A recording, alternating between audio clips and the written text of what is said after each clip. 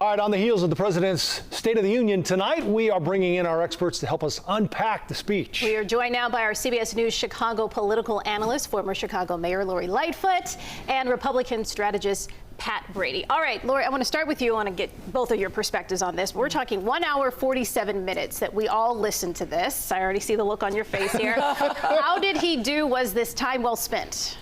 Well, look, it was like a Trump campaign rally compressed into the Chamber of Congress. It was a lot of rambling, nonsense, a lot of lies about the economy and other things, but really playing to a very narrow and shrinking base. A lot of attacks on illegal immigrants. He tried to recapture some of that populist fervor by bringing in different people who had been heroic or who had been victimized, of course, by illegal immigrants. But in terms of the substance of a speech, there wasn't a lot of substance there. The delivery, I thought, was uncharacteristically flat. He tailed off a lot at the ends of sentences.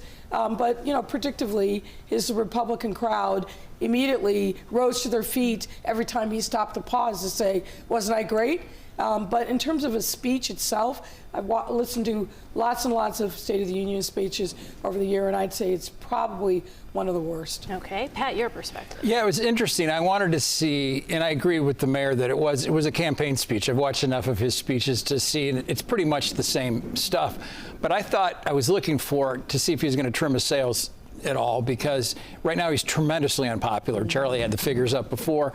The issues he won on immigration, he's underwater by 20 points, and on inflation, he's underwater by 20 points. So the country right now is not buying what he's selling, and he's selling the same stuff, and he didn't change anything, which surprised me a little bit, because I would think that the Republicans are getting nervous what's going to happen in the midterms, but he just doubled down on the same approach. And it's worked for him before, and he probably won't change, but I'm not sure if it's going to work for him again. Especially on the immigration issue, Pat, where he had this visual, stand up if you protect American citizens over illegal aliens. This was an effort to sort of visualize where the country is right now. Yeah, and he wants a clear distinction. He said to the Democrats, I think disrespectfully, they're crazy. That's exactly what he wants, but I agree with the mayor. That feeds the base. But he needs that 7 or 8% that he brought over in the last election to be with Republicans in the midterms, or it's going to be a rough road in November for Republicans.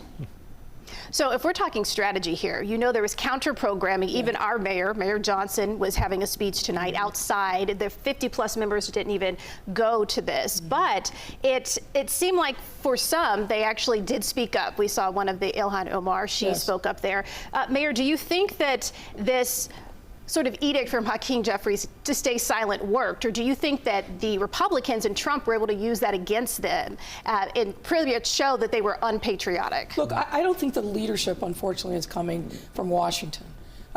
Neither side, and with due respect to the new governor of Virginia, really, I think, spoke to the issues that are animating people, that are making them anxious. People are still nervous about their economic present and future. And if Democrats don't speak to that loudly and often, they're not going to make the kind of progress that they should. Yes, Pat's right. Trump is deeply underwater on almost every single issue. He has not delivered on the things that he campaigned on.